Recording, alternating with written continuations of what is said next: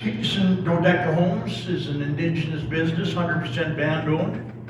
Offers a kit building system based on traditional building concepts utilized by the Secwepemc. The modern modified version is a unique 12-sided post and beam building structure that's engineered in several basic modules that are affordable, energy efficient, quick, and ready to assemble for climate conscious homeowners. Our goal is to create spaces that honor indigenous culture and values while also meeting the needs of contemporary families in terms of comfort, functionality, and sustainability. Part of the future we see is First Nations taking back control of their own housing needs. There's like over 55,000 houses needed on reserves across Canada, new houses. There's an awful lot of older houses that were built by outside contractors. They're basically junk that need replacing and need fixing. It's time for us to take back control of our own needs and our own programs, and I think we can do that. The other thing about building for the future is where I live, we've had some catastrophic weather events, and we've had major forest fires. In 2021, we had a heat dome. The temperature was 45 degrees for about 10 days. Started frying everything up and exacerbated the fires. After that, we also had floods. So these are the things that are going to happen in the future. We see that coming. They're happening more and more over time. So we want to try to start managing and building in anticipation of that. We manage the lands as First Nations for 7 generations. That's what I was taught when I came to Skeetchestn, is we do management for 7 generations. Well, part of that is we want to build for 7 generations. And a lot of the housing that's been built to date has not been for 7 generations. It's been for 2 or 3. But we think the First Nations can build their own homes for 7 generations if they do it properly. We started building out of dead pine because that's what we had. We had forest licenses that had an awful lot of beetle-killed pine, and it was kind of like, what do we do with this other than make chips and 2x4s and sell for next to nothing? So we came up with a product where we could get an awful lot more out of that dead wood. Since then, we've run out of dead pine, but we've had a lot of forest fires. Now we have a lot of dead fir.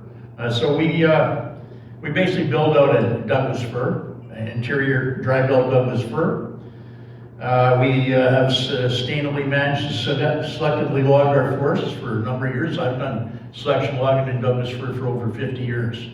In some places we're going into the second or third entry into the stand, and we still have a standing forest. We don't have a clear-cut moonscape. The other thing is, I think we need to, as Secwepemc, the guys I work for, I'm not Secwepemc, but the guys I work for, they believe that they're related to the trees. They're our relatives. And we have to have respect. If we take anything off the land, off the Tanuk, we have to have respect for that. Part of having respect for that, we see, is our respect for Douglas firs into utilizing it for long periods of time and making a high-end product rather than just paper or something that only lasts a year or 2. If we're going to take that life, we have to utilize it properly. We've also come up with what we feel is a flexible building system that can be added to. And we also, if you get old kind of thing, you got family coming up and you need extra room, we can add another module onto the first module. You can have an elders section to your housing unit right beside your main housing unit. So we have engineered blueprints and floor plan options. We're still working on that. We have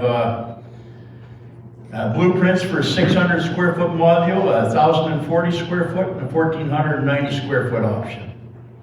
We've also got blueprints for a 2-story 600 square foot option. We've built a number of 1,040 square foot buildings on top of basements, and we also we've got one built that's a 2-story option as well. In our 1,040 square foot options, we're presently, we have up to 3 bedrooms, and the bedrooms are not crowded. They're not like in a little single wide trailer or something like that. I've lived in one of those and things are pretty crowded. These buildings aren't that crowded. We will be coming up with our CMHC funding. We are able to do an awful lot of this. We will be coming up with a bilingual instruction manual. We are developing a YouTube instruction video. And we feel that these buildings can not only be used as housing, but used as community centers, offices, etc. And you saw in one picture there, we have office structures. We've sold one as a meditation center to some monks. We've got one as a concession stand on a rodeo ground. So they're very versatile buildings.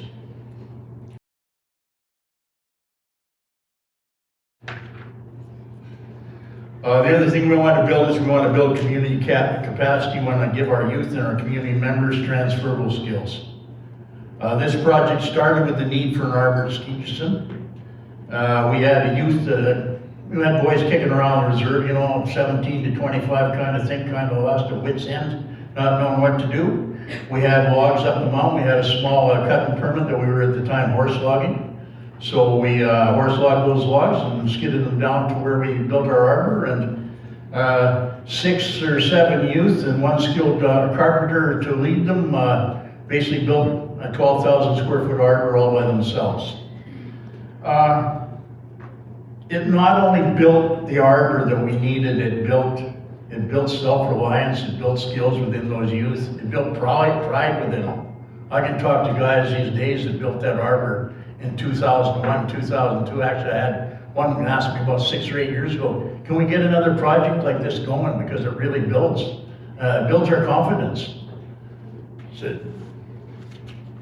So in order to continue with what I saw, the confidence built within those youth and whatnot, and the skills built, in order to continue with that, we developed this homes building project, because it's along the same lines, and we still are building, we're still building skills within our youth. We've got somewhere between 5 and 10 people working right now, most of them young people.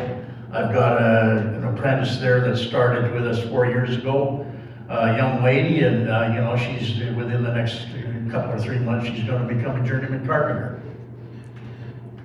Our vision is to have all First Nations taking ownership of their own building needs and thriving in affordable, durable, energy efficient, and culturally appropriate living spaces that are built to last 7 generations. Our mission is to share this knowledge in our housing solution so that other First Nation communities can take their housing needs into their own hands.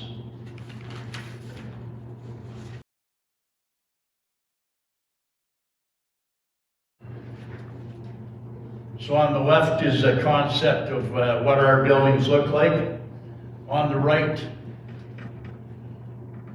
you can see the inside of them and how they're put together. We just provide a shell, and it's kind of up to the client to put the walls wherever you want and arrange your floor plan however you want. We will have a number of suggested floor plans on our website.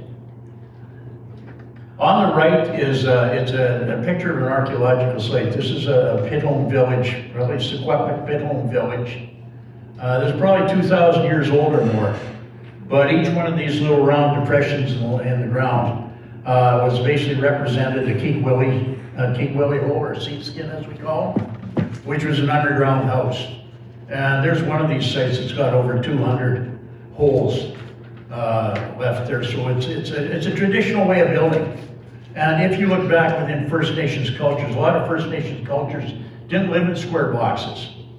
All your plains culture, all your very northern people, and all your people through the interior of BC up and down, and into even down into California and whatnot, lived in round structures, because there's a sacredness to a circle, and we're trying to emulate that here. Our modules can be built to lock up in 12 to 15 days.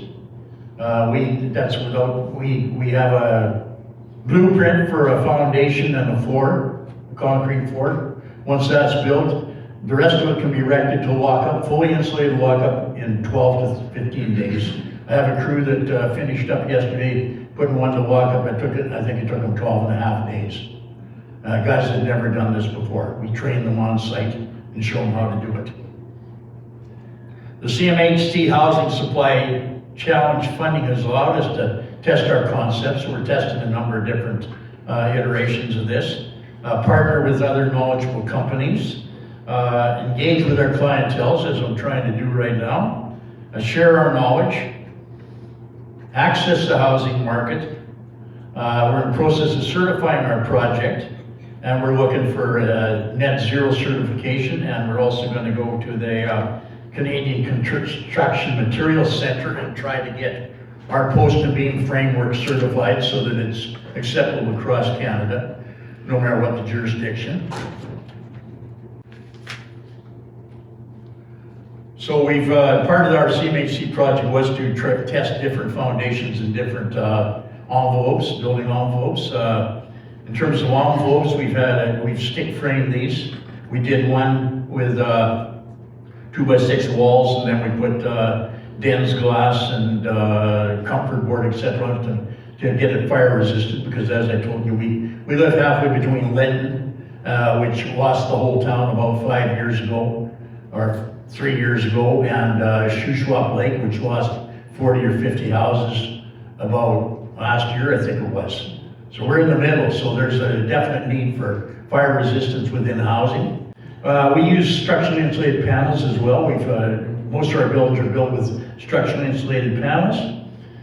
We normally use EPS, the expanded polystyrene foam, within those panels. It gives us an R24 wall and an R40 ceiling.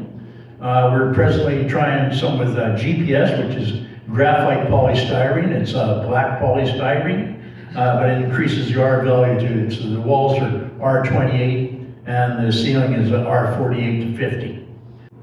The different foundations we've tried, we started with raft slabs, which is a pretty standard foundation, probably the cheapest one to do. We've also done a footing and a pony wall. We've done a footing and ICF blocks. We're now trying to put them on screw piles for swampy areas and up north permafrost. And also we're experimenting with what they call a triodetic foundation. In terms of certification, as I said, we're trying to get to net zero. We're working with passive house designers to see what features of that we can bring in. We've also working with a fellow that's done the West Coast building standards.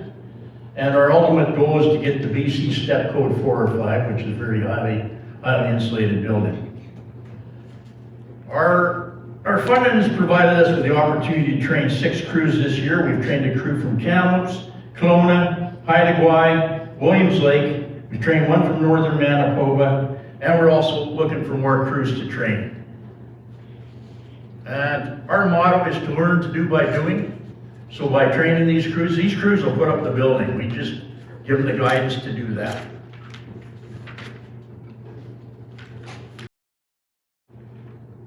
Our future aspirations are to connect with educational institutions for future course opportunities. We'd like to develop a micro course and have issue micro credentials in post and beam Dodeca-Home building.